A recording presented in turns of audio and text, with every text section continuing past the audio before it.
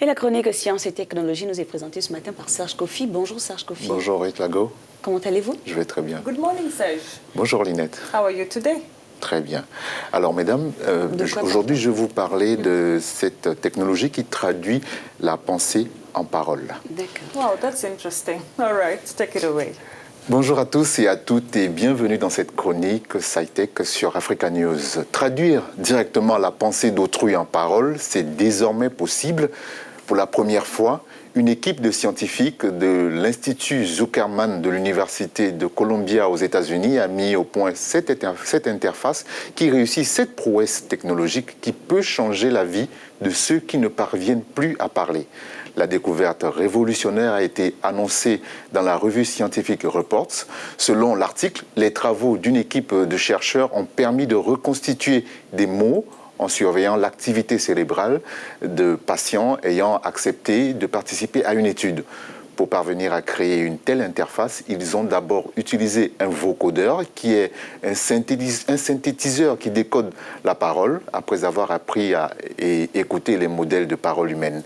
Les célèbres assistants à reconnaissance vocale tels que Siri d'Apple font également appel à cette technologie en collaboration avec le docteur Ashish Mehta, le célèbre neurochirurgien. L'équipe a appris au synthétiseur à interpréter l'activité cérébrale de patients épileptiques déjà équipés d'électrodes dans le cerveau pour surveiller la survenance de leur crise.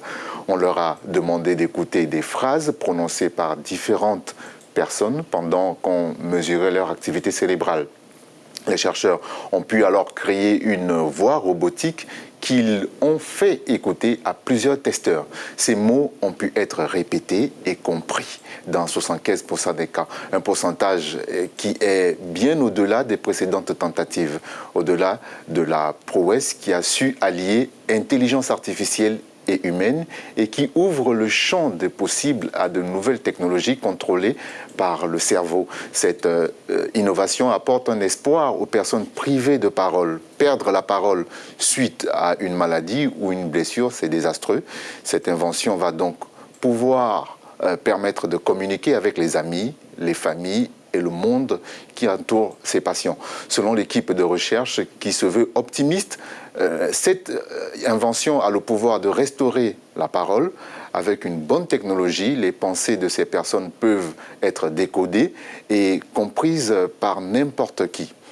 Les chercheurs vont désormais travailler au développement d'une interface cerveau-machine portable qui permettra de traduire directement la pensée telle que, par exemple, j'ai besoin d'un verre d'eau, en discours ou test synthétisé. Rappelons que cet homme sur vos écrans, le regretté Stephen Hawking, victime de la maladie de Charcot, avait déjà ouvert la voie en utilisant un synthétiseur vocal relié à un système de reconnaissance faciale du mouvement des joues et des sourcils pour saisir sur un ordinateur ce qu'il souhaitait exprimer.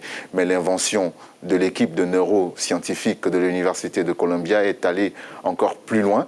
Cette interface cerveau-machine quasiment capable de reconstituer en parole les pensées. Et si vous avez des questions et suggestions, vous pouvez nous écrire à travers cette adresse sur Twitter, @KofiSerge. Fin de cette chronique que j'ai eu le plaisir de vous présenter. Je vous dis à très bientôt sur Africa News. Merci Serge Kofi. Moi j'ai une question. Oui. En fait, ma question c'est est-ce que c'est une innovation qui va arriver en Afrique? Ou est-ce qu'il va falloir aller seulement en Colombie? Mais c'est possible parce que les recherches ont commencé dans cet institut aux États-Unis, mais ça peut être commercialisé partout, même en Afrique.